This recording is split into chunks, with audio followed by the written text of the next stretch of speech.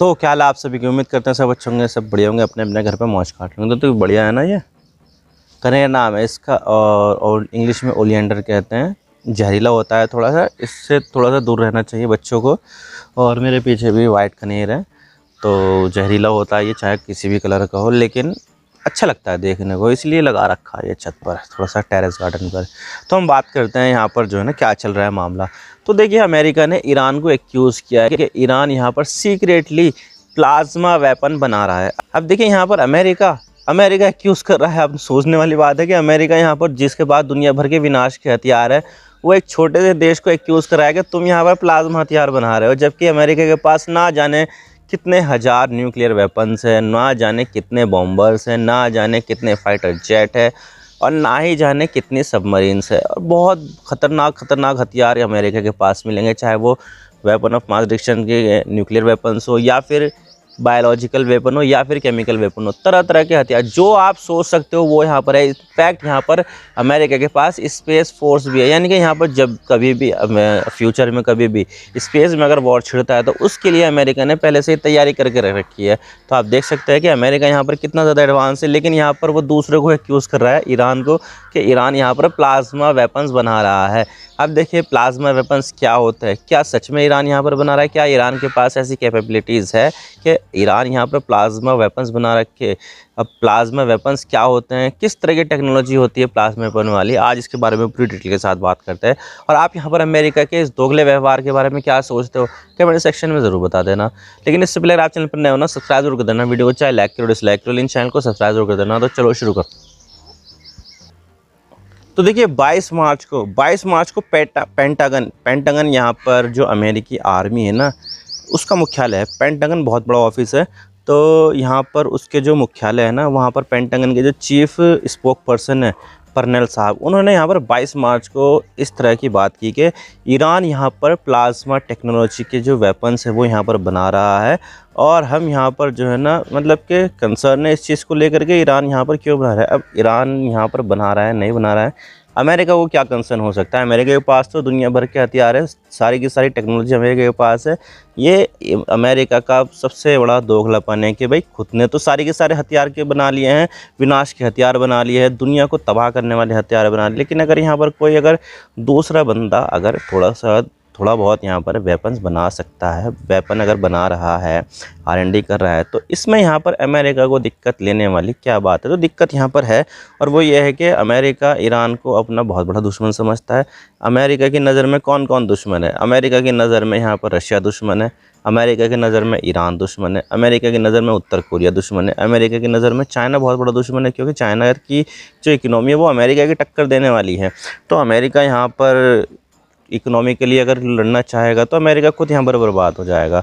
तो यहाँ पर देखा जाए तो दुश्मन देशों में ईरान का नाम भी आ जाता है। तो ईरान को लेकर यहाँ पर ये कहा जाता है कि ईरान यहाँ पर अमेरिका की जो आर्मी है मिडिल ईस्ट में कई सारे बेसिस पे तैनात है, उसको यहाँ पर परेशान करती रहती है, चाहे वो वेपन्स का ट्रांसफ़र हो या फिर कुछ और अमेरिकी जो मिलिट्री बेस उसके ऊपर हमला हो। तो ये सब चीज़ें हैं, और समय समय पर अमेरिका ने भी ईरान के अगेंस्ट काफ़ी सारे एक्शन लिए, जैसे कि कासिम सुलेमानी की मौत हो गई थी 2020 में, जो कुछ आर्मी के प्रमुख थे और ये काफ़ी बड़े इन्फ्लुएंशियल पर्सन थे, जिसको यहाँ पर लेकर ईरान काफ़ी ज़्यादा गुस्सा हो गया। तो ईरान ने भी दनादन यहाँ पर अमेरिका के जो बेसिस थे उसके ऊपर रॉकेट बरसाए थे। तो यहाँ पर ये सब चीज़ें हैं, और ईरान यहाँ पर अमेरिका को बड़ा शैतान और इजराइल को छोटा शैतान बोलता है। अगर यहाँ पर अमेरिका चाहे तो यहाँ पर निकल सकता है, लेकिन यहाँ पर इजराइल मिडिल ईस्ट में होने के कारण और इजराइल की सुरक्षा का जिम्मा उठा लेने के कारण अमेरिका यहाँ पर नहीं निकलता है। और उसने अगर ऐसा सोचा निकलने की, तो अमेरिका की जो लॉबी है ना जूश, वो यहाँ पर अमेरिका को काफ़ी ज़्यादा परेशान कर देगी, क्योंकि ज़्यादातर देखा जाए तो जो अमेरिका के राजनेता है वो अमेरिका की जो आईपैक बॉडी है उससे यहाँ पर काफ़ी ज़्यादा इन्फ्लुएंस होते हैं। और कई बात तो यहाँ पर ये भी कही जाती है कि जो यहूदी है ना वो अमेरिका के नेताओं को कंट्रोल करते हैं। आप सोच सकते हैं कितनी ज़्यादा चीज़ें बड़ी बात है। और इसी वजह से यहाँ पर जो नेतन्याहू कहते हैं, जो भी यहाँ पर इजराइल कहता है वो यहाँ पर अमेरिका मानता है। इजराइल ने कहा कि हमें यहाँ पर ये चाहिए, तुरंत उसके पास आ जाएगा। इजराइल अगर यहाँ पर ये कह देगा ये फाइटर जेट चाहिए तो तुरंत उसका यहाँ पर प्रोडक्शन कर दिया जाएगा इजराइल के लिए। तो सारी की सारी चीज़ें यहाँ पर यही है। और यहाँ पर अमेरिका नहीं चाहता है कि इजराइल किसी न किसी तरीके से कमज़ोर पड़ जाए, तो इसी वजह से यहाँ पर ईरान को वो हमेशा दबाना चाहते हैं। और ईरान को यहाँ पर ये चाहते हैं कि ईरान किसी भी तरह का किसी भी तरह का एडवांस वेपन्स ना बना। और ईरान को लेकर इजराइल और अमेरिका का सबसे बड़ा खतरा यहाँ पर यह है कि ईरान कहीं न्यूक्लियर वेपन्स ना बनाए ले। अगर यहाँ पर न्यूक्लियर वेपन्स बना लेगा ईरान, तो ईरान इसको फोड़ने से पहले 2 बार भी नहीं सोचेगा और यहाँ पर 1-2 बम गिर के बाद इजराइल का नामो निशान मिट जाएगा। तो यहाँ पर अमेरिका और इजराइल की कोशिश ये रहती है कि ईरान के पास किसी भी तरीके से कोई भी न्यूक्लियर वेपन्स ना आए। लेकिन यहाँ पर वो कोशिश भी ये भी करता है कि ईरान किसी और तरह का वेपन्स भी डेवलप ना कर ले, जैसे कि ईरान की जो मिसाइल प्रोग्राम है उसके ऊपर भी निशाना रहता है अमेरिका का कि भाई ये जो है ना बहुत ज़्यादा डिस्टेबलाइज करने वाले काम है। और यहाँ पर उसका जो ड्रोन प्रोग्राम है वो भी यहाँ पर अमेरिका के निशाने पर रहता है। और यहाँ पर अमेरिका चाहता है कि ईरान के पास किसी भी तरह का कोई भी वेपन्स ना है, किसी भी तरह का कोई भी वेपन डेवलप ना करे। और यही चीज़ यहाँ पर इस चीज़ को लेकर अमेरिका हमेशा इसको लेकर एक्यूज़ करता रहता है ईरान को। लेकिन अब सवाल यहाँ पर यह आता है कि क्या यहाँ पर ईरान कुछ इस तरह की जो टेक्नोलॉजी है वो डेवलप कर रहा है या नहीं। तो देखिए मैं आपको बता देता हूँ कि ईरान यहाँ पर बहुत सारी जो चीज़ें हैं वो सीक्रेटली तो करता है, जैसा कि यहाँ पर उसका जो न्यूक्लियर प्रोग्राम है वो उसका सीक्रेटली चल रहा है। और बहुत सारी ऐसी साइट है जिसके बारे में तो कुछ पता भी नहीं है कि कहाँ कहाँ पर है। बहुत सारे न्यूक्लियर साइट्स है ईरान के पास, क्योंकि ईरान बहुत बड़ा देश है और कहाँ कहाँ पर होगी किसी को कोई आइडिया नहीं है। इनफैक्ट यहाँ पर मोसाद तक को भी नहीं पता है कि ईरान की जो सीक्रेट न्यूक्लियर साइट है वो कहाँ कहाँ पर होगी। तो यहाँ पर जो प्लाज्मा टेक्नोलॉजी के ऊपर बात है तो वो भी यहाँ पर कहीं ना कहीं सीक्रेटली डेवलप हो रही होगी। और इनफैक्ट यहाँ पर जो बड़े बड़े जो रिसोर्सफुल देश हैं जैसे कि रशिया, अमेरिका, चाइना, वो तो यहाँ पर पूरी तरह से डोमिनेट करते हैं न्यूक्लियर वेपन्स के मामले में या फिर एनर्जी बेस्ड वेपन्स के मामले में। जैसे कि लेज़र बीम वाले जो एयर डिफेंस सिस्टम है वो यहाँ पर काफ़ी ज़्यादा प्रचलित हो रहे हैं, आयरन बीम करके। और भी बहुत सारे जो है ना लेज़र से रिलेटेड काफ़ी सारे जो हथियार है वो हमें देखने को मिले हैं। ईरान ने भी यहाँ पर कई सारे डेवलप किए लेज़र से रिलेटेड हथियार। तो जो लेज़र से रिलेटेड हथियार है वो यहाँ पर ईरान ने सीक्रेटली बनाए थे, किसी को बताया नहीं था।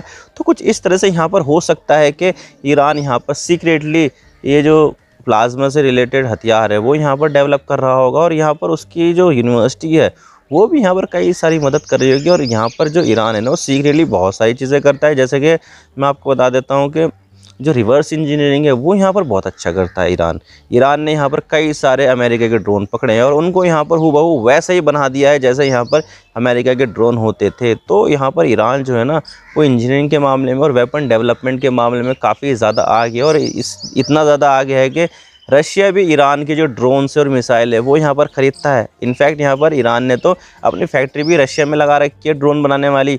तो इस तरह से यहाँ पर ईरान जो है ना काफ़ी ज़्यादा, इतने ज़्यादा सैंक्शंस होने के बावजूद भी इतना ज़्यादा डेवलप कर पाया, क्योंकि यहाँ पर वहाँ के जो इंस्टीट्यूट है वो यहाँ पर काफ़ी मदद करते हैं, जो साइंटिस्ट है वो यहाँ पर काफ़ी ज़्यादा आगे की सोचते हैं। लेकिन यहाँ पर अभी तक भी कोई भी कंक्रीट एविडेंस नहीं है कि ईरान ने यहाँ पर प्लाज्मा टेक्नोलॉजी बनाई होगी। और ना ही यहाँ पर कंफर्म किया है अमेरिका ने और ना ही यहाँ पर नासा ने कंफर्म किया है। बस यहाँ पर पेंटागन के जो स्पोक पर्सन थे वो आए और अपना मीडिया में बयान दे दिया और चले गए कि भाई यहाँ पर ईरान जो है ना प्लाज्मा टेक्नोलॉजी बना रहा है, ये कर रहा है, वो कर रहा है। जबकि ऐसा यहाँ पर कोई भी प्रूफ नहीं दे पाए हैं अमेरिका के पेंटागन चीफ के जो स्पोक पर्सन है वो। लेकिन इस बात से भी डिनाई नहीं किया जा सकता कि ईरान यहाँ पर सबको चौंका देता है जब यहाँ पर अपना वो नए नए जो हथियार है वो यहाँ पर डेवलप करता रहता है। जैसे कि हाइपरसोनिक के मामले में अभी सिर्फ और सिर्फ रशिया और चाइना आ गया था, लेकिन यहाँ पर हाइपरसोनिक ईरान ने भी बना के दिखा दी कि देखो हमने भी यहाँ पर हाइपरसोनिक बनाई है। और जब यहाँ पर इजराइल के ऊपर ईरान ने हमला किया था तो हाइपरसोनिक मिसाइल से ही अटैक किया गया था, जिसको यहाँ पर इजराइल का कोई भी एयर डिफेंस नहीं रोक पाया था और अपने टारगेट को उसने हिट कर दिया था। तो ईरान यहाँ पर जो है ना काफ़ी सोफिस्टिकेटेड हथियार वेपन्स बनाता है। लेकिन अब यहाँ पर मसला यहाँ पर यह आ जाता है कि ये प्लाज्मा होता क्या है। तो मैं आपको बता देता हूँ प्लाज्मा क्या होता है। आपने यहाँ पर 3 मैटर का नाम सुना होगा, एक होता है यहाँ पर सॉलिड, एक होता है यहाँ पर लिक्विड और एक होता है गैस। सॉलिड में तो आप देख सकते हैं कि जो मेरे पीछे दीवार है वो सॉलिड है, ये फूल है ये भी सॉलिड है। और जो लिक्विड होता है पानी होता है, जूस होता है या फिर कोई से लिक्विड होता है वो लिक्विड होता है। और जो गैस होती है कार्बन डाइऑक्साइड, जब हम यहाँ पे लकड़ी जलाते हैं तो कार्बन डाइऑक्साइड निकलती है। हमारे यहाँ पर जो सिलेंडर में गैस आती है वो एक गैस है, प्रोपेन गैस है, वो होती है। तो गैस यहाँ पर जो है ना इसी तरह से चलती है। तो 3 मैटर यहाँ पर हो जाते हैं। लेकिन जो चौथा मैटर है वो है यहाँ पर प्लाज्मा। प्लाज्मा यहाँ पर आपने देखी तो होगी, लेकिन आपको पता नहीं होगा कि यहाँ पर प्लाज्मा हो सकती है। जैसे कि जब यहाँ पर बरसात आती है तो बिजली कड़कती है, तो जो बिजली कड़कती है तो हमें दिखाई देती है कि किस तरह से बिजली आ रही है, तो उस बिजली में यहाँ पर प्लाज्मा ट्रैवल करती है। और आपके घर पे फ्लोरोसेंट लैम्प तो हो गई, रॉड वाले लैम्प, ट्यूब लाइट, तो उस ट्यूब लाइट के अंदर भी प्लाज्मा यहाँ पर होता है। और इसके अलावा यहाँ पर आपने वेल्डिंग करते हुए देखा होगा, वेल्डिंग करते हो तो दिखता नहीं है, आगे वो काफ़ी ज़्यादा फ़र्क पड़ता है। तो जब वेल्डिंग करते हैं ना तो नीली नीली लाइट्स निकलती है, तो वो यहाँ पर क्या होता है, प्लाज्मा होता है। और इसी के साथ ही यहाँ पर आसमान में कई बार रंग बिरंगी से जो है ना लाइटें चमकती है, तो वो भी यहाँ पर प्लाज्मा की ही देन होता है। लेकिन अब सवाल यहाँ पर ये आता है कि प्लाज्मा से हथियार कैसे बनाए जा सकते हैं, तो मैं आपको बता देता हूँ, बनाए जा सकते हैं।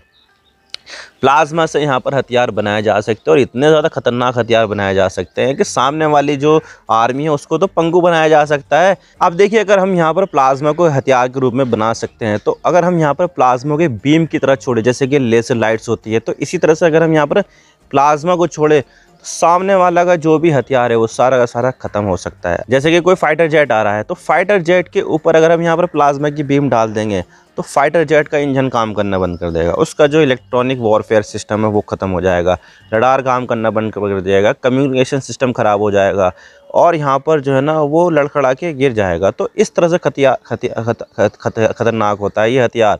और यहाँ पर बिजली की तेज़ी के साथ, यानी कि रोशनी कितनी तेज़ जाती है, बिजली की और रोशनी की जो रफ्तार होती है वो सेम ही होती है, तो उस स्पीड से यहाँ पर जो है ना वो जा सकती है। तो बहुत ज़्यादा खतरनाक होता है ये हथियार। और यहाँ पर अभी तक भी किसी भी देश ने उसको डेवलप करे नहीं है। अमेरिका भी यहाँ पर कोशिश कर रहा है कि प्लाज्मा वेपन्स को डेवलप कर लिया जाए, लेकिन अभी भी अमेरिका अभी तक भी सफल नहीं हो पाया। तो ईरान का मुझे मुश्किल है कि सफल हो पाएगा। अभी यहाँ पर ईरान ने डेवलप की नहीं होगी, लेकिन फालतू में यहाँ पर अमेरिका जो है ना ईरान को एक्यूज़ कर रहा है कि ऐसे ऐसे यहाँ पर जो है ना प्लाज्मा हथियार बना रहा है। और प्लाज्मा हथियार से यहाँ पर बड़ी से बड़ी आर्मी ख़त्म हो सकती है। जैसे कि अगर कोई सा एक जो है ना बटालियन आ रही है, टैंक बहुत सारे यहाँ पर दर्जनों टैंक है, तो उसके ऊपर प्लाज्मा हथियार छोड़ दो, टैंक यहाँ पर काम करने बंद कर देंगे, गोले छूटेंगे नहीं, ना ही कैनन बॉल छूटेंगे, कुछ नहीं होगा। तो भाई एक आर्मी को ख़त्म करने के लिए प्लाज्मा हथियार बहुत ही ज़्यादा खतरनाक है। और ये जो है ना बमबारी करने से काफ़ी ज़्यादा बेहतर है, क्योंकि यहाँ से कोई भी विस्फोट नहीं होता, ना कुछ होता है, बस यहाँ पर सामने वाले की आर्मी को ख़त्म कर दो, यही होता है प्लाज्मा हथियार। बहुत ज़्यादा खतरनाक होता है, एक आर्मी को ख़त्म करने के लिए काफ़ी ज़्यादा खतरनाक है प्लाज्मा हथियार। तो अगर यहाँ पर अगर ईरान ऐसा बना है, सीक्रेटली बना रहा है, तो समझ लीजिए कि ईरान के पास अगर आ गया तो मिडिल ईस्ट का सबसे ज़्यादा पावरफुल एक देश बन जाएगा वो। आई होप आपको सारी बातें समझ में आ गई किस तरह से यहाँ पर चीज़ें चल रही है। मैं तो बस इतना ही कहना चाहता हूँ कि ये जो अमेरिका है ना बहुत बड़ा दोगला देश है। सारे के सारे हथियार इसने बना लिए, अगर कोई सामने वाला देश बना लेता है तो उसको पता नहीं क्यों चुभन हो जाती है, उसकी जो डोमिनेंस है दुनिया के ऊपर वो खतरे में बढ़ जाती है अमेरिका के लिए। तो thank you for watching, I really appreciate your precious time, God bless you, now signing off.